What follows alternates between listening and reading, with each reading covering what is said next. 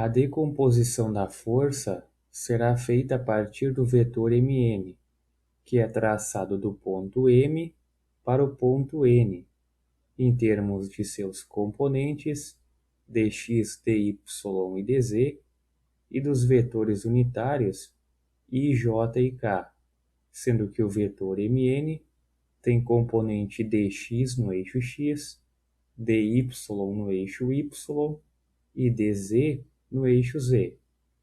Para isso, deve-se determinar inicialmente as coordenadas dos pontos envolvidos, que neste caso são A e B.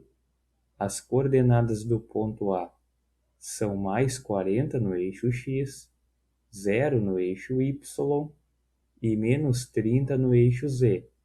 As coordenadas do ponto B são 0 no eixo x, 80 no eixo y e 0 no eixo z. A força que atua no parafuso parte de A, que é o ponto onde está o parafuso, e vai até B. Portanto, ela é de A até B e recebe a nomenclatura FAB. O vetor Mn, que neste caso corresponde ao vetor AB, é dado pela coordenada final menos a coordenada inicial em cada eixo. Então, a componente x corresponde a bx menos ax, a componente y igual a by menos ay, e a componente z igual a bz menos az.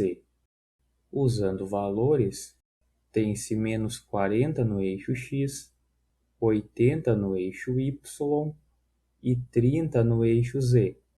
Com isso, é possível obter um módulo do vetor AB, extraindo a raiz quadrada da soma dos quadrados das componentes, que resulta em aproximadamente 94,38 metros.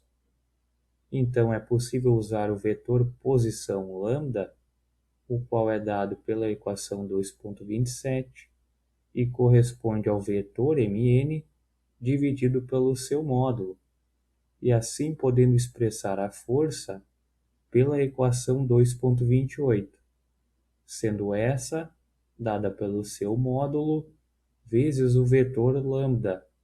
Então, usando valores, tem-se menos 1.060 newtons no eixo x, 2.120 no eixo y e 795 newtons no eixo z, respondendo às primeiras três solicitações.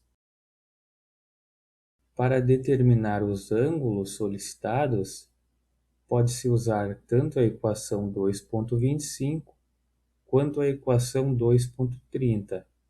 O cosseno de θx, que é o ângulo que o vetor força faz com o semi-eixo positivo do eixo x, é igual a componente x da força dividido pelo seu módulo, e que também é igual a componente dx do vetor Mn dividido pelo módulo do vetor.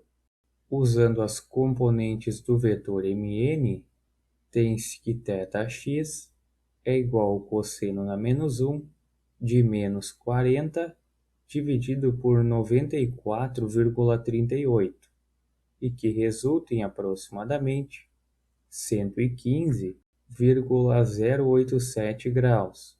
Observe que, como a componente é negativa, o ângulo com o semi-eixo x positivo é maior do que 90 graus. Então, o ângulo θy é obtido usando-se a componente y, e que resulta em aproximadamente 32 graus, e o ângulo θz aproximadamente 71,46 graus.